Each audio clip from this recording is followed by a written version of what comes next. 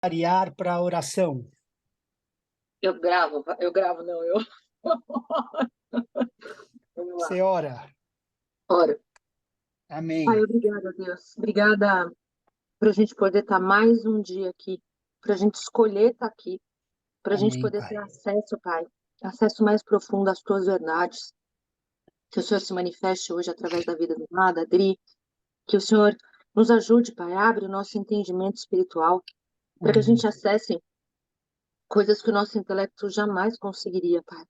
Amém, Ajuda-nos na Pai. nossa insignificância, na nossa fraqueza, que a gente realmente acesse a palavra revelada, a palavra viva e eficaz, que separa, Pai, entendimento, de sentimento, de tudo, Pai. A gente está aqui para aprender mais de Ti. Usa os Teus filhos, Deus. Enquanto o Amém, Senhor os Pai. usa, também peço para que o Senhor os edifique.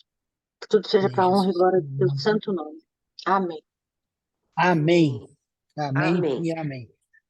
Bom, meu povo, semana passada, lembra que a gente terminou falando de Mateus 10, né, que Jesus tinha estabelecido antes da nova aliança, né, pedido para eles não irem para as nações, para a gente entender como a Bíblia é que explica a Bíblia, né? E depois ele comissionou lá no final da vida, em Lucas 22, ele cancelou, né, Mateus 10. Por isso que ele falou, tipo, vocês lembram quando eu mandei vocês sem bolsa, sem alforje, sem sandália, faltou alguma coisa?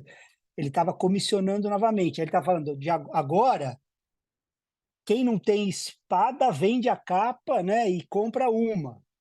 E aí ele começou a falar, então o nosso comissionamento é o de Mateus 28:19, né? Então é aquele que a gente está batendo bastante nisso, que é o de ensinando-os a guardar todas as coisas que eu tenho ordenado a vocês. Isso também precisa ficar claro para a gente como igreja. Ele nunca disse, Jesus, para a gente fazer tudo o que ele fez, mas para fazer tudo o que ele ensinou, ok? Então, é para fazer tudo que ele nos ensinou, não tudo o que ele fez no ministério dele. Tá? Ele nunca pediu para a gente seguir ele no ministério, ele pediu para a gente seguir na vida, né?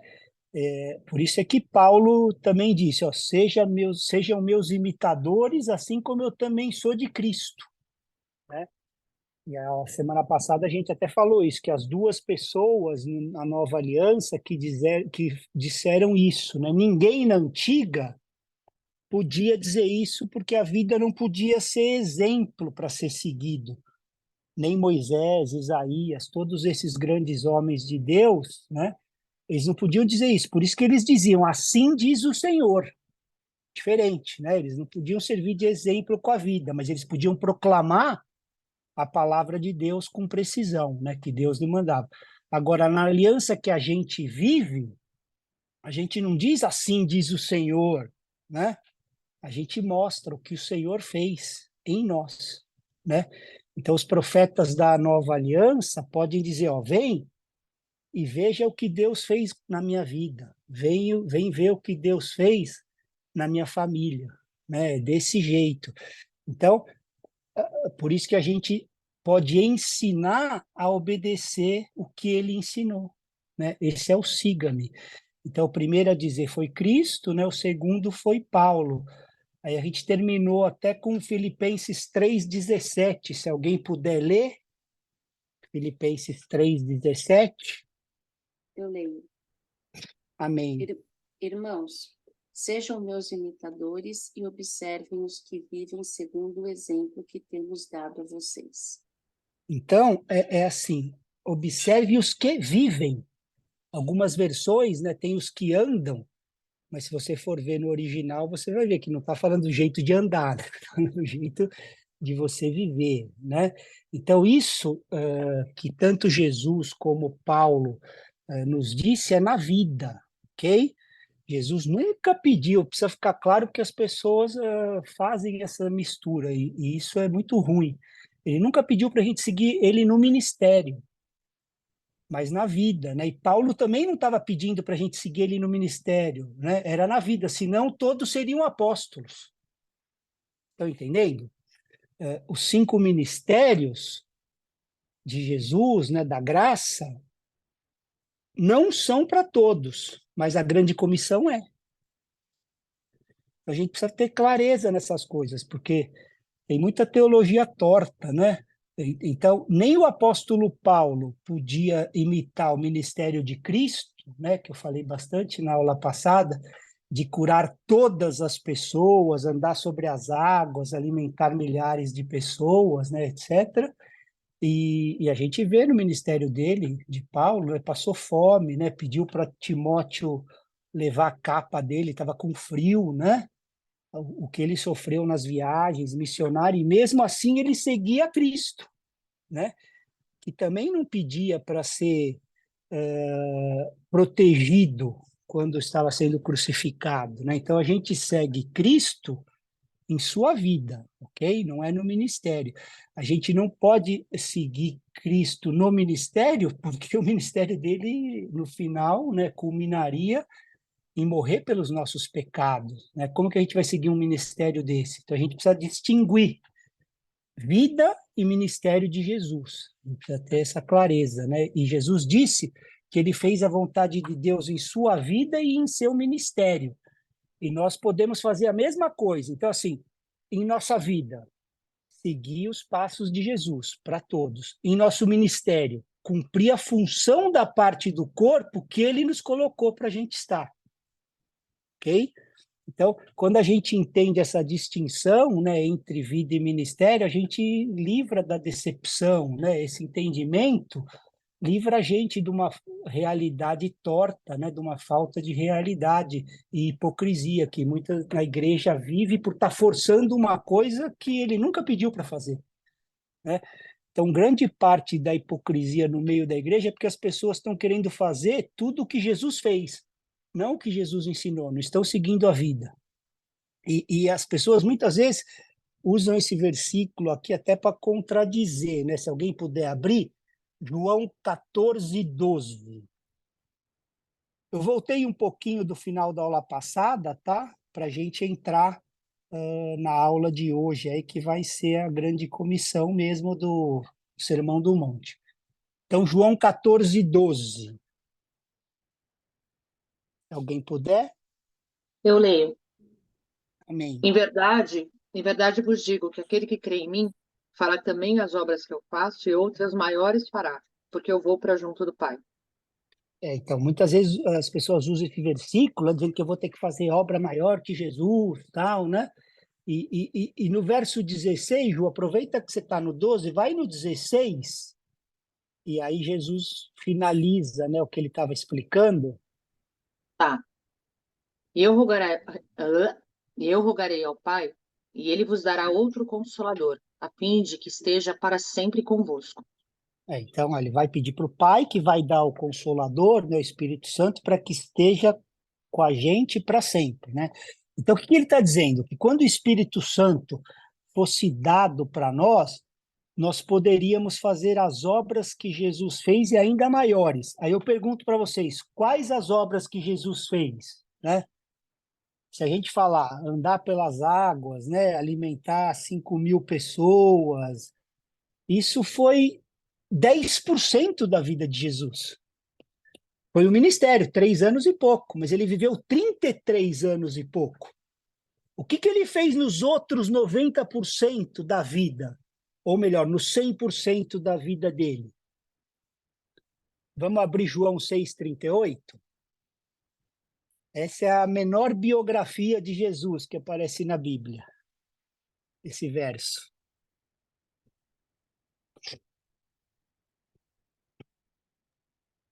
Pois eu desci do céu para fazer a vontade daquele que me enviou e não para fazer a minha própria vontade. Entendeu? Essa é a biografia de Jesus. Ele não veio para cá para fazer a própria vontade, mas a vontade daquele que enviou. Ele veio para negar a vontade dele e fazer a do Pai. E isso incluía o Sermão do Monte, né, curar os enfermos, ir nos lugares, né, mesmo que fosse para curar uma pessoa, né, como lá no poço de Betesda, andar sobre as águas, todas essas coisas. Então, a vontade do Pai para o apóstolo Paulo não incluiu andar sobre as águas, nem alimentar multidões, nem ressuscitar mortos com 4 dias, né, como Lázaro. Então, as obras de Jesus, em uma sentença, é fazer a vontade do Pai, né? E para Paulo, a vontade de Deus era outra: plantar igrejas, escrever, né, 2/3 das escrituras. E para Jesus, incluía a obediência a José e Maria, né, quando criança, uma vida de obediência. Ou seja, a gente precisa fazer a vontade de Deus nas grandes e nas pequenas coisas, em todas as coisas, né? E com o Espírito Santo que ele nos deu, né, que a Ju leu para a gente pode fazer isso, né? Pois as coisas que a gente faz fora da vontade de Deus, né, conforme as Escrituras, é o que a Bíblia chama de pecado, né? A gente tem um conceito meio equivocado de pecado, mas tudo que a gente faz fora da vontade, né, fora de acertar o alvo de Deus, é pecado, né? E aí essas obras maiores que a gente poderia fazer, o que que seriam, né? Teve uma obra que Jesus não fez enquanto ele estava na terra, que é nos fazer, né, como igreja, nos fazer um. Por que que ele não pôde fazer isso? Não é porque ele falhou, mas é porque era necessário o Espírito Santo em nós para fazer essa unidade, né? Por isso que ele falou: eu pedirei ao Pai e ele dará o Consolador, né? Para que esteja com vocês para sempre. Então, com esse Espírito Santo de Deus, é que a gente vai poder fazer obra maior, que é construir o corpo de Jesus Cristo. E as pessoas ficam falando: não, vou ter que fazer mais milagre, mais coisa. Não é nada disso. Nada dessas bobalhadas aí que é falado. É construir o corpo de Jesus Cristo, né? Então, não apenas uma congregação de pessoas, como também era possível na antiga aliança, né? Mas sem esse relacionamento umas com as outras, né? Mas nós, os nascidos de novo, né, podemos estar verdadeiramente conectados, ligados uns aos outros, exatamente como membros de um corpo funcionando juntos. Por isso é que ele usa tanto, né, esse exemplo aí do corpo. Então, construir esse corpo, essa igreja de Cristo, é a maior obra que qualquer pessoa poderia fazer, né?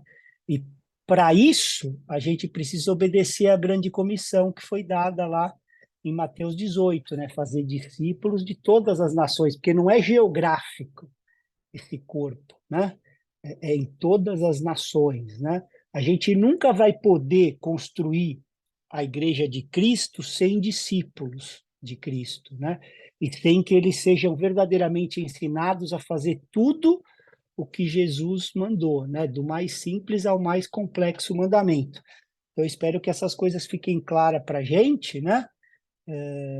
Então, o nosso primeiro chamado, esse é para todos, é fazer discípulo e ensinar eles a guardarem tudo o que Jesus ensinou, né? Esse é o único meio de construir a igreja, que é o corpo de Cristo, né? O resto é marketing multinível, é programação neurolinguística, são essas técnicas aí, mas a igreja de Cristo a gente só constrói dessa maneira, né? Fazendo discípulos, ensinando eles a guardarem tudo o que Jesus ensinou. E essa é a verdadeira igreja, né? Que as portas do inferno não vão prevalecer. E aí a gente entra, então, em Mateus 5, né? O Sermão do Monte, que, na verdade, esse sermão vai dos capítulos 5, 6 e 7, né? E eu queria que alguém lesse Mateus 5, 1 e 2. Vou ler. Amém. 1 e 2. Mateus 5, versos 1 e 2. Ao ver as multidões, Jesus subiu ao monte. Ele se assentou e os seus discípulos se aproximaram. Ele então lhe passou a ensiná-los. Então, assim, né, Jesus disse, é importante, igreja, a gente entender isso, né? Porque esse sermão é para os discípulos, não é para a multidão primeiramente, ok? Viu? Ele assentou e os seus discípulos se aproximaram dele. Então, ele passou a ensiná-los, né? Então, é para os discípulos, aqueles que realmente querem seguir a Jesus, porque só eles é que vão poder entender e viver o padrão que ele está estabelecendo aqui. Mesmo quando a gente encontra, né, no meio da igreja, pessoas negligenciando esses 3 capítulos, né, ou levando de maneira superficial, né, não querendo obedecer esses comandos, assim, a gente precisa entender a importância dessas palavras que Jesus disse aos discípulos, né, porque todo aquele que é ou pretende ser discípulo de Jesus deveria levar esses comandos, né, com seriedade. Mas a multidão também foi permitida de ouvir. E lá no final do sermão, no capítulo 7, se alguém puder ler o 7:28, a gente vai ver a cena do negócio aí. Ó. Mateus 7:28. Já está no finalzinho. Posso ler? Amém. Quando Jesus acabou de proferir essas palavras, as multidões estavam maravilhadas com a sua doutrina. Então, a cena é aqui. Jesus, né, reuniu os discípulos perto, né, para ensinar, e a multidão atrás estava ouvindo, né, o que ele estava dizendo. E ficaram maravilhados, porque ele vivia o que estava ensinando. Por isso é que... Lê também o 29, Idri, por favor. Porque ele as ensinava como quem tem autoridade, e não como os escribas. Então, ele tinha autoridade, por quê? Porque ele vivia cada palavra que ele falava. Essa era a autoridade, né? Às vezes a gente demora, né, algum tempo para preparar uma palavra, né, um sermão. Quanto tempo Jesus demorou para preparar o Sermão do Monte? 30 anos. Porque ele falava da vida dele. Ele não tinha um script, né, um roteiro. Ele não preparou alguma coisa para, né? Vou falar para o pessoal, peraí. Então, hoje, né, a maioria dos pregadores não prega com a vida. Por isso é que não há autoridade no sermão. Porque está falando, mas não busca viver o que está falando, né? Então, assim, primeiro, a gente vai ver as 9 bênçãos, ou, como diz, né, as Escrituras, as 9 beatitudes, que seriam as boas atitudes, que estão nos capítulos 5, né, nos versos 3 a 12. Aí depois, a gente, do 13 ao 20, ele vai dar uma introdução, né, e do verso 21 até o capítulo 7, a gente vai ver as 9 atitudes erradas que os crentes não deveriam ter. Tá? Então, assim, as primeiras 9 boas atitudes que todos os crentes, né, deveriam ter, e do capítulo 7, verso 7 até o 7:29, a gente vai ter a conclusão do sermão. Tá? Então, a gente vai ver as 9 boas atitudes que Jesus falou. Quem pode ler? Mateus 5:3. Vou ler. Amém. Bem-aventurados os pobres em espírito, porque deles é o reino dos céus. Continua? Não, só esse mesmo. Então, agora, vamos fazer devagarinho, né? Para a Bíblia a gente lê devagarinho, a gente ir entendendo aí. A Quer que eu gente leia de leu... novo? Não, bem-aventurados os pobres de espírito, porque deles é o reino dos céus, né? Então, assim, o reino dos céus será de quem? Dos pobres em espírito. Está escrito aqui. Então, a gente às vezes lê e não compreende muito esse versículo, né? Então, é bom a gente ter uma ilustração para ajudar a gente a entender melhor. Por isso que Jesus usava tanta parábola, né? Para ilustrar no natural uma coisa que era espiritual. Então, assim, se a gente trouxer para o natural o pobre, né? Que aqui está falando pobre no espírito, né? Pobre em espírito. Se a gente trouxer no natural o pobre no corpo, um mendigo, né? E comparando com o pobre no espírito, o que seria? Assim como o mendigo precisa receber a sua provisão diária para sobreviver, ele depende diariamente e deem, né? Por isso que ele continua pedindo, né, todos os dias. Da mesma maneira, a gente precisa se livrar do nosso orgulho e saber que a gente depende dele para suprir a nossa necessidade espiritual diariamente, né? Então, espiritualmente, nós devemos ir ao Senhor diariamente e pedir que ele nos supra, que ele nos dê, né, que ele seja generoso, que ele supra a nossa necessidade espiritual, né? O capítulo 8 de Provérbios, né, fala da sabedoria, né? Fala eu, a sabedoria, e aquele que tem conhecimento da necessidade espiritual e busca a Deus para suprir essa necessidade, esses possuirão o reino dos céus. Então, imagina as riquezas, né, do reino dos céus. A gente estudou, né, o livro de Efésios, se vocês forem lá, vocês vão ver, né?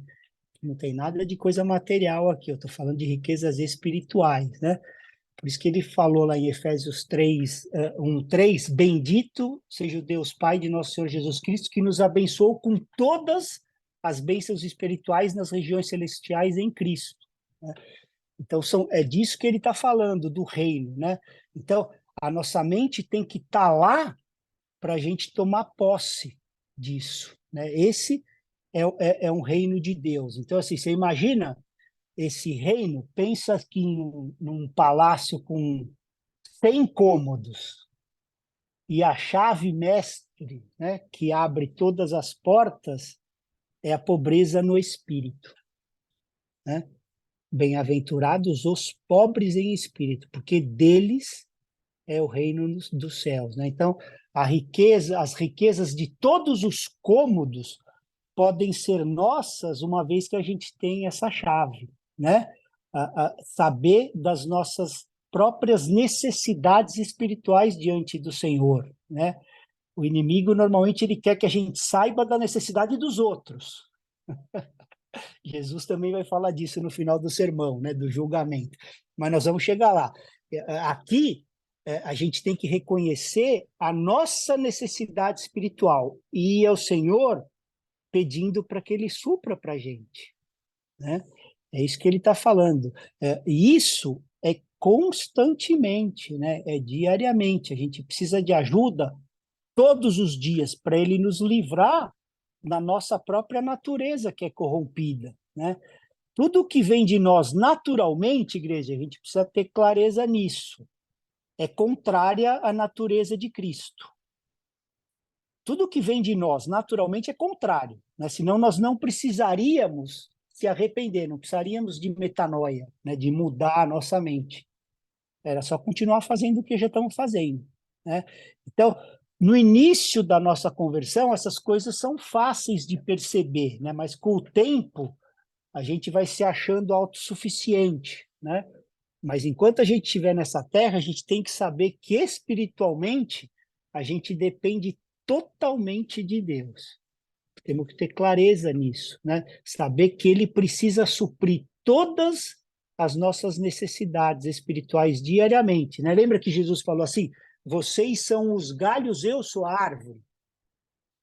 Então, assim, a gente pode estar na árvore há 50 anos produzindo fruto. Se tirarem a gente da árvore, acabaram os frutos. Acabaram os frutos, né? O galho não vai produzir fruto sozinho. O galho é pobre em espírito. Quanto mais fruto, olha que interessante, né? Quanto mais fruto tem num galho, mais baixo ele fica, mais ele se humilha. E quanto menos fruto, né, ele tem, mais alto ele fica. mais ele se orgulha, né? Vamos continuar no verso 4. Outra bem-aventurança, né? Outra beatitude. Quem pode ler? Eu leio, pastor. Amém. Bem-aventurados os que choram, porque eles serão consolados. Esse choram aqui é mais forte aqui que um simples chorinho, né? É realmente um prantear, um lamentar por alguém, um murmurar, né? A maioria das pessoas, quando pranteia, né? Quando murmura, é por perda pessoal, ok? Então é porque eu perdi um negócio, eu perdi dinheiro, eu perdi reputação, eu perdi posição, alguma coisa desse mundo. Mas nesse verso aqui, o buraco é mais embaixo, né? Não é lamentar por algo desse mundo, né? Quando Jesus lamentou, ele pranteou por alguma coisa desse mundo durante a vida dele, né? Ele lamentou por Jerusalém, ele chorou por Lázaro, mas nunca quando ofendiam ele, né? Chamavam ele de Beelzebu, príncipe dos demônios, né? Nem mesmo no caminho da cruz. Ele murmurou, ele pranteou, né? E vamos abrir esse verso aqui, Lucas 23, 27. Vamos ler, na verdade, o 27 e o 28, se alguém puder abrir, Lucas 23, 27 e 28. Eu leio. Amém. Lucas 23, 27 e 27 e 28. 28. Uma grande multidão o seguia. Nele havia algumas mulheres que choravam e se lamentavam por causa dele. Jesus virou-se para elas e disse: Mulheres de Jerusalém, não chorem por mim, mas por vocês e pelos seus filhos. Então, tipo assim, né, ó, eu fui açoitado, eu tô com uma coroa de espinho na minha cabeça, eu vou ser morto daqui a alguns minutos, mas eu tô bem, porque eu tô no centro da vontade do meu Pai. Ele está falando assim, chora por vocês, não chora por mim. Entendeu? Então, nós temos essa mesma atitude, né? Pelo que a gente está lamentando, murmurando, né? São pelas coisas espirituais ou são pelas coisas dessa terra, né? A gente está lamentando porque ainda a gente está longe da semelhança de Cristo. A gente está lamentando porque quando a gente peca, a gente está lamentando quando as almas ao nosso redor estão perecendo sem Cristo. Esse aqui é o choro desse versículo, entendeu? Não tem nada dessas coisas naturais, né? E vamos abrir, porque o apóstolo Paulo entendeu isso. 2 Coríntios 12, 21. Se alguém puder ler. Eu queria também que outra pessoa já pudesse ir abrindo o Isaías 49, 10. Então, 2 Coríntios 12, 21. Ele é Isaías. Tá. Quem pode ler 2 Coríntios 12, 21? Eu leio, pastor. Vamos lá. 21. 21. Receio que quando for outra vez, o meu Deus me humilhe no meio de vós, e chore por muitos daqueles que dantes pecaram e não se arrependeram da impureza, prostituição, lascívia que cometeram. Então, aqui você vê que o apóstolo Paulo entendeu, né? Que eu não venha a chorar, né? E no verso 20, se vocês verem, ele explica essas coisas, né? Contenda, inveja, ira, porfia, detrações, intrigas, orgulho, tumultos, né? Então ele, assim, como um pai espiritual, né, dessa igreja, assim como os pais biológicos choram pela mazela dos filhos. Então, ele entendeu, ó, que meu Deus me humilhe no meio de vós e eu venha a chorar por muitos, né? Então, assim, Isaías também ensina a gente sobre esse tipo de liderança cristã saudável, que está raro hoje de se ver, né? Isaías 49:10. Se alguém puder ler. Não A Ju, terão né, Ju? fome, é, não terão fome, nem sede. A calma nem o sol os afligirá, porque o que deles se compadece os guiará e os conduzirá aos mananciais das águas. Então, não dá para ser uma ferramenta aprendida, né? É aqui, ó, porque o que dele se compadecer os guiará. A mesma coisa, né? Eu venho a chorar por vocês, né? Eu me compadeço, então eu guio. Né? Essa é a liderança cristã saudável, né? Então, esse versículo, né? O choro é nesse sentido, tá? Para a gente entender aí. Vamos para o próximo, né? Já andamos 2. Vamos mais uma boa aventurança, mais uma beatitudes. Mateus 5:5. Quem pode ler? Vou ler. Então, vamos lá. Bem-aventurados os mansos, porque herdarão a terra. Aqui, essa palavra também precisa ser entendida, né? No original, ela é assim, no sentido de humildade, mas como sendo assim, a disposição de espírito com qual a gente aceita a forma de lidar, né? De Deus lidar conosco como a melhor, sem disputar, sem resistir, né?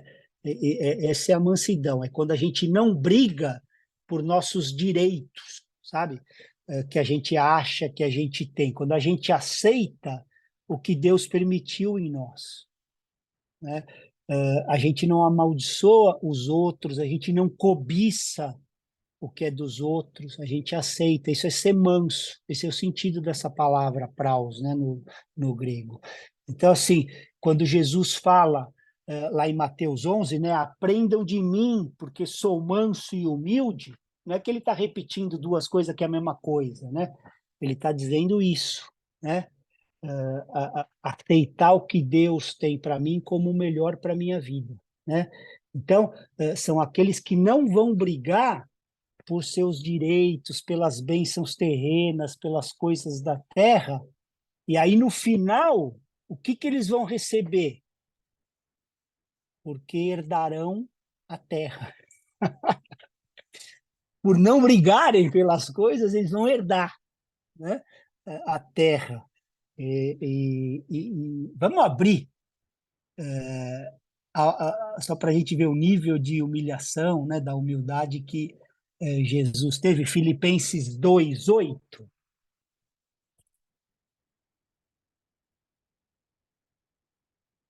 Filipenses 2:8. Alguém pode ler? Ele foi humilde e obedeceu a Deus até a morte, morte de cruz. Então, Fabi, por ele ter se humilhado, né, a esse nível, o que aconteceu? Leu 9.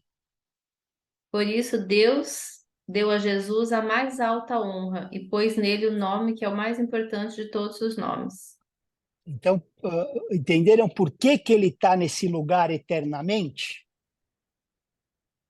Porque ele veio para a Terra, né, se esvaziou, abriu mão, né, desse lugar e teve que conquistar novamente como homem o lugar que já era dele, mas ele abriu mão. Então ele foi tentado, como todos nós, né, se humilhou até a morte e morte de cruz. Ele não lutou pelos direitos dele, né? Por isso é que o seu nome está acima de todo nome, né? Por isso que um dia todo nome confessará, né, o seu nome e toda a terra será cheia da sua glória, né? Porque ele foi manso, ele aceitou o que Deus tinha para ele como o melhor para a vida dele, né? Por isso que ele falou, pediu para a gente aprender dele, né? Aprendam de mim, porque sou manso e humilde de coração, né? Não dá para a gente aprender por um livro, a gente precisa aprender dele, com a vida dele, entendeu? Aprendam de mim. Então, quando a gente parar, né, de lutar pelos nossos direitos, e aprender a ser manso e humilde, o que vai acontecer? Porque quando ele termina, né, o versículo, aprende de mim porque sou manso e humilde de coração, o que aconteceria? Vocês acharão descanso para as vossas almas, né? Quantos cristãos hoje estão cansados, tensos, né, ansiosos? E qual que é a razão disso, igreja? Porque não somos mansos. A gente está lutando pelas coisas. Porque a hora que a gente entender e não mais lutar pelos nossos direitos, a gente vai achar descanso para nossas almas, né? É o que a palavra diz. E é interessante, né, que as pessoas do mundo naturalmente não apreciam essas características, igreja, né? As pessoas do mundo, né, são ensinadas, nós somos ensinados, né, a serem autossuficientes e a confiar nas nossas habilidades, né? Tudo que você precisa está em você, você só precisa ser destravado, né? Vem comprar a chave do seu destino, vem comprar a multiplicação e vem blá blá blá, né? E como se tornar pobre em espírito e depender de Deus com essa mentalidade? Fala aí. Vê se o inimigo não é astuto. Omar, Se eu crio essa mentalidade. Oi. fazendo um aspas aí, essa parte pega, hein? Exato. Todas são muito difíceis, mas essa, exatamente da maneira como você está falando, né? Abrir mão dos seus direitos vai completamente na contramão de tudo que a gente aprende a vida inteira, né? Que a gente tem que lutar, batalhar, correr atrás. É Por bem isso é que complexo, né? nós precisamos de arrependimento. Por isso é que, assim, não dá para a gente seguir paralelo na direção que a gente estava indo.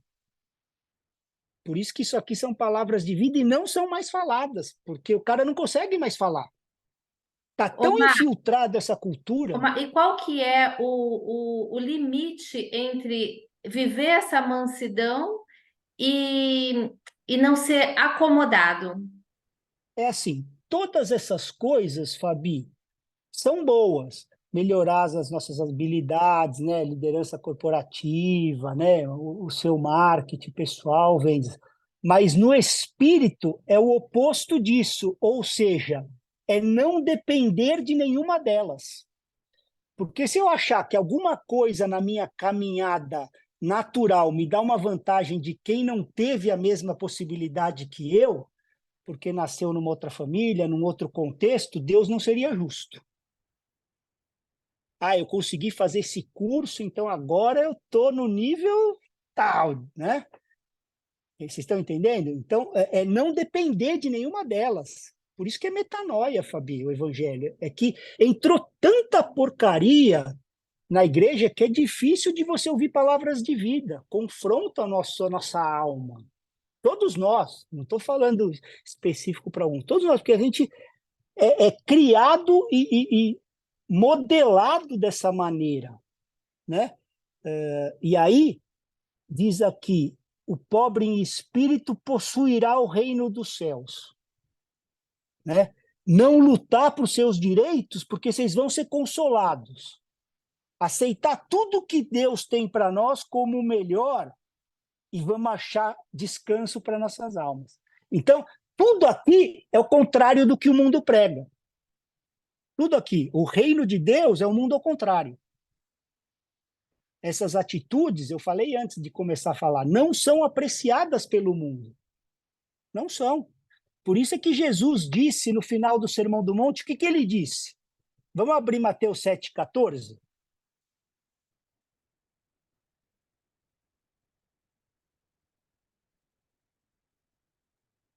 Posso ler? Então vamos lá. Estreita é a porta e apertado é o caminho que conduz para a vida, e são poucos os que o encontram. Está explicado? É estreito, cara. A porta e não só a porta é estreita, como é apertado o caminho. E são poucos os que encontram. Pastor, Também Sim, Jesus disse que nós estamos no mundo, mas nós não pertencemos a ele. exatamente. Né? Quando ele fala de estarmos assentados, né, nos lugares celestiais, é mudar a perspectiva. Não é da terra para o céu que a gente vê as coisas, é do céu para a terra. Entendeu? Mas vamos caminhando para mais uma beatitude. Mateus 5, 6. Se alguém puder ler. Posso ler, pastor? Então vamos lá. Bem-aventurados os que têm fome e sede de justiça, porque eles serão fartos. Amém. Então é assim, né, igreja? A maioria das pessoas tem fome e sede de quê? De riquezas, de dinheiro, de reconhecimento, né? De reputação, de honra, de posição, né? Isso eu estou falando no meio cristão, né? Mas assim, fome e sede por uma vida piedosa, fome e sede de vencer os pecados, são característica para poucos, né, igreja? Vamos combinar? Entenderam porque que Jesus disse que era estreito e apertado o negócio? Porque poucos estariam interessados nessa mensagem. E com Jesus acontecia a mesma coisa. A multidão terminava, levantava e ia embora. Vida que segue, né? Agora, aqueles que queriam, seguiam, né? Mas poucos estavam interessados na mensagem. Por isso é que dizem que o padrão do Sermão do Monte é impossível de alcançar, principalmente no nível de cristianismo que a gente vive hoje, né? E negligencia completamente esses ensinos, completamente, né? E lembre do que eu disse, esse ensino, primeiramente, é para os discípulos, né? Por isso, lá Mateus 28, 19, que a gente está vendo, ó, portanto, vão primeiro, né? Façam discípulos de todas as nações, né? Batizando em nome do Pai, do Filho e do Espírito Santo. Depois, então, primeiro você faz o discípulo, aí depois você ensina a guardar todas as coisas que eu tenho ordenado, senão não vão querer, não vão querer, né? Então, o que significa fome e sede de justiça, né? É assim, qual que é o tamanho da nossa fome e da nossa sede de justiça? Vamos dar exemplo para a gente conseguir trazer para o natural, né? Quanto que a gente pagaria por um copinho de água e por um lanchinho? Você pagaria R$ 1.000? E se você tiver 7 dias caminhando no deserto sem nada, com a boca, a língua colada no céu da boca e faminto? Já começa a ficar diferente, né? Então, isso é fome e sede de justiça. A gente vai morrer se a gente não se saciar, né? É esse tipo de fome e sede que Jesus está falando aqui, né? Uma fome desesperada da gente ser justo a qualquer custo, né? Não apenas ser justo quando é conveniente para a gente. Se não atrapalhar meus planos, meus objetivos, eu vou ser, mas, né, se atrapalhar... Então, assim, hoje em dia, muitos cristãos até querem, buscam a santidade, mas desde que não vai atrapalhar seus planos. Se esbarrar nos meus planos é que ganham. A santidade fica para depois. Então, querem, mas dependendo do preço, não é a qualquer custo. Estão entendendo? Então, uma pessoa com fome e sede desesperada não se importa com o preço. Ela vai dar tudo que tem para saciar a fome e a sede, senão ela vai morrer. Por isso que eu quis dar esse exemplo do deserto, né? Então, esse também é o significado de buscar a Deus de todo o nosso coração, né? Que lembra que lá em Jeremias fala assim, né? Até no domingo a gente ouviu esse versículo, né? Vocês me buscarão e me acharão se buscarem de todo o coração. né? Então, isso aí é uma promessa, né? Vocês me buscarão e me acharão quando me buscarem de todo o coração. Agora, essa promessa vai se cumprir se eu buscar com metade do meu coração? Com 2/3? Não. Entenderam? Porque a grande parte dos cristãos nunca encontram o Senhor. Aí acabam se tornando pessoas religiosas, né? Pessoas religiosas.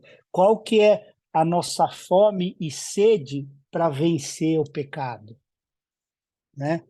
Olha o exemplo de Jesus, né? Ele foi tentado nessa terra exatamente como todos nós e nunca pecou, né? E não pensem que foi fácil para ele. Eu queria até abrir um texto, Hebreus 5:7. Se alguém puder ler para a gente, Hebreus 5:7. Eu leio. Amém. Hebreus 5:7. 5:7.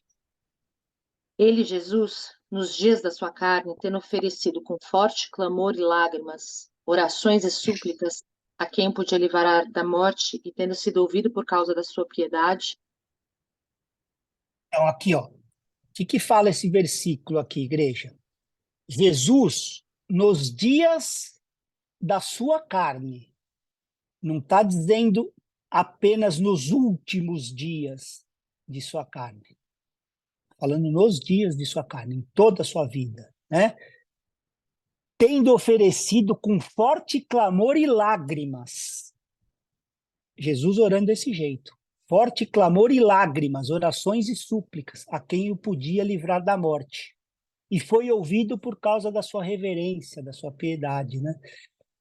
Qual foi, né, igreja, a última vez que a gente orou e suplicou a Deus com forte clamor e lágrimas?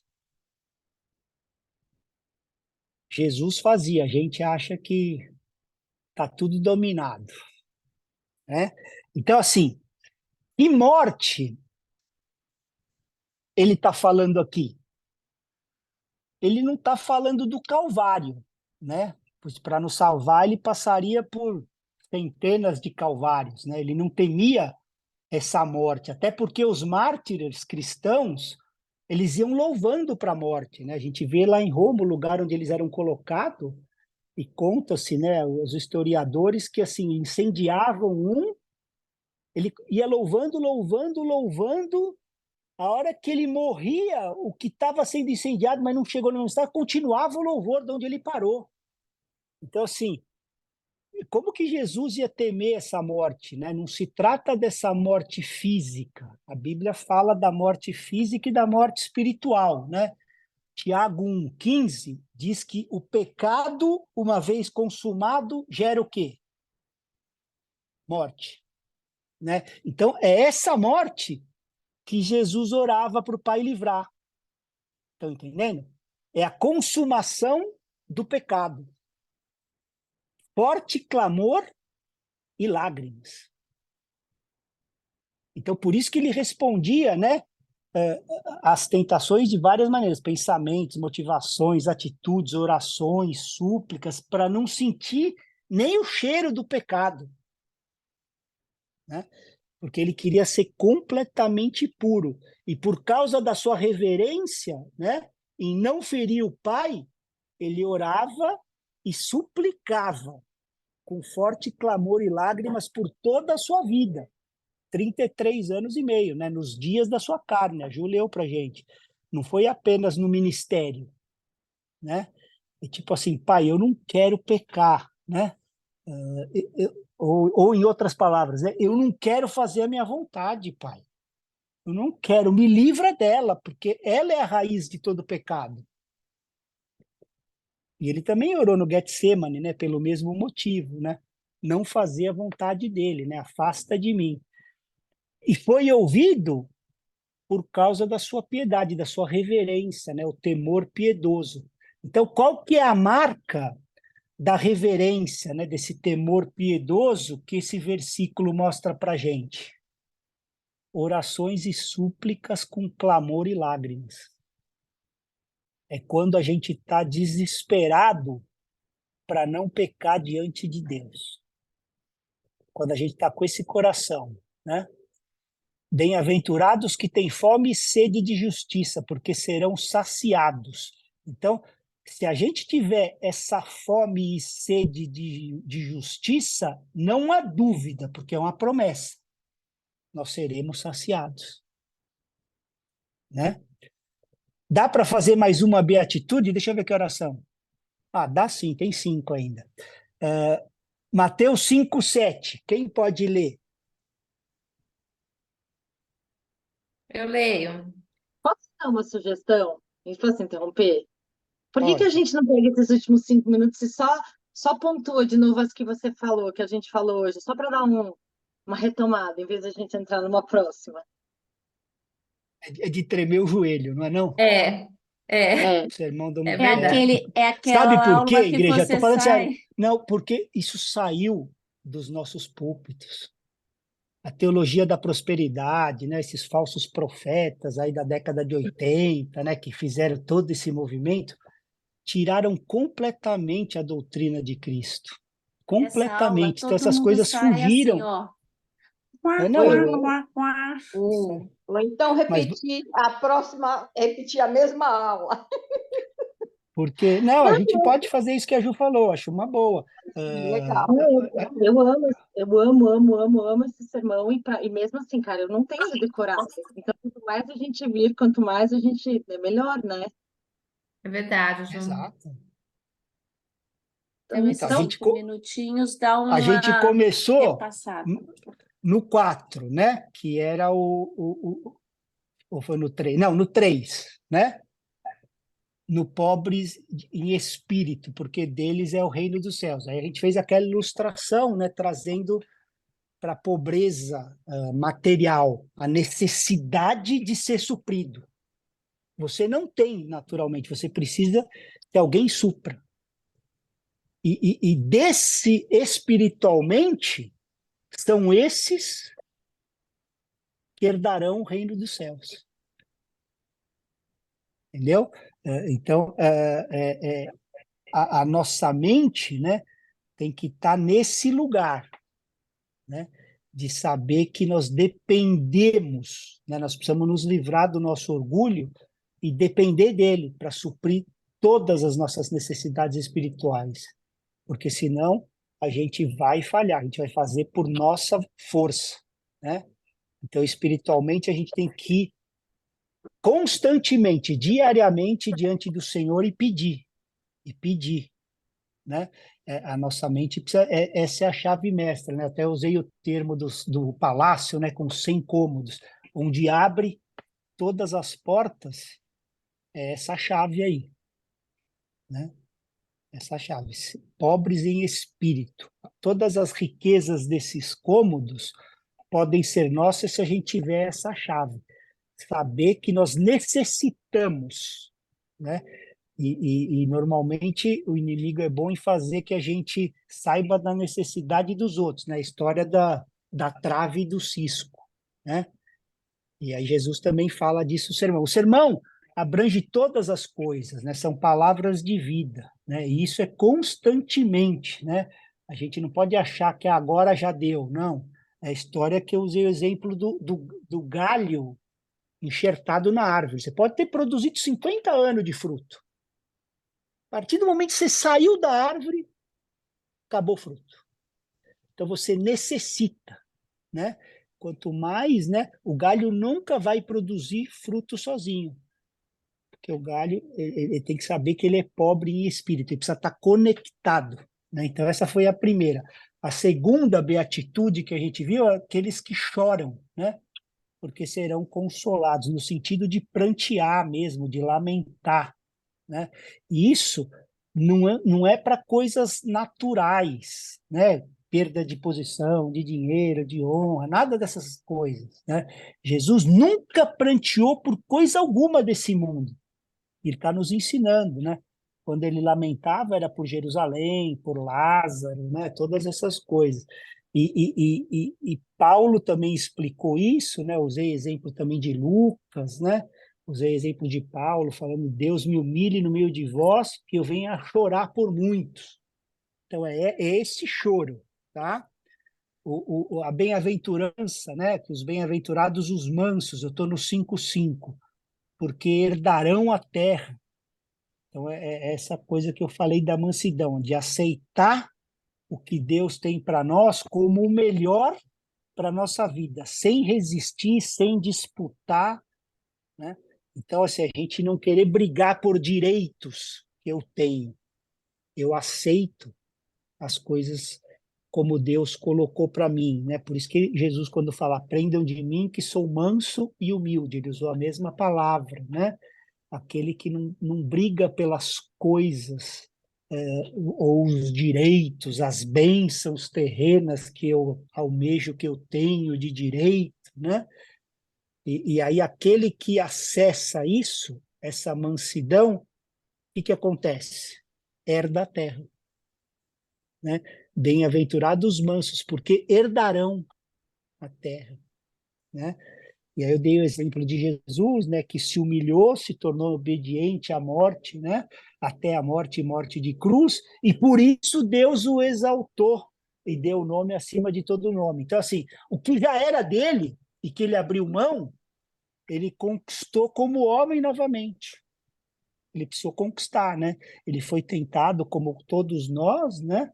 E não lutou pelos seus direitos. Por isso é que o nome dele está acima de todo nome, né?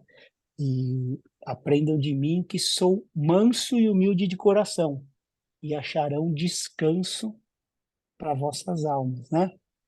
E aí eu dei os exemplos, falei, né, da porta, né, estreito, o caminho apertado, e aí nós entramos no fome e sede de justiça, né?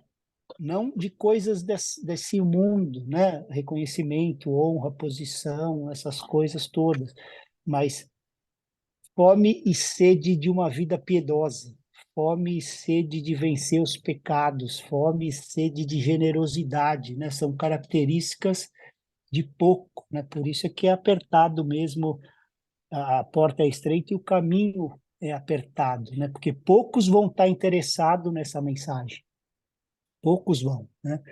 Por isso é que dizem do padrão, né? Do monte que não é fácil de alcançar, e principalmente na cultura que a gente vive hoje nas igrejas, né, que negligencia os ensinos do monte, negligencia, né? E é um ensino, ó, a Adriana falou que acabou o tempo, que foi primeiramente para os discípulos, né? Por isso que vão primeiro, façam discípulos, né? Batizando e tal, e depois ensina, porque senão não vão aguentar o ensino, não vão aguentar, né? Então, eu dei o exemplo do tamanho da fome, né, de justiça, do lanchinho e do copinho de água aí a R$ 1.000. Depois que você comeu e tomou sua Coca-Cola, é caro, né? Mas fica uma semana no deserto, você vai achar que está até barato, né? Então, assim, é a tua sede, né? E a tua fome por ser santo, por ser justo, né? A qualquer custo. Então, esse é o mesmo significado da gente buscar Deus de todo o nosso coração, né? Se a gente buscar com metade, essa promessa não se cumpre em nós. Com 2/3, também não. Ela vai se cumprir se a gente buscar de todo o nosso coração, né? E eu dei esse exemplo para mostrar qual que é a nossa fome, né, em vencer o pecado, em ter uma vida de santidade, né?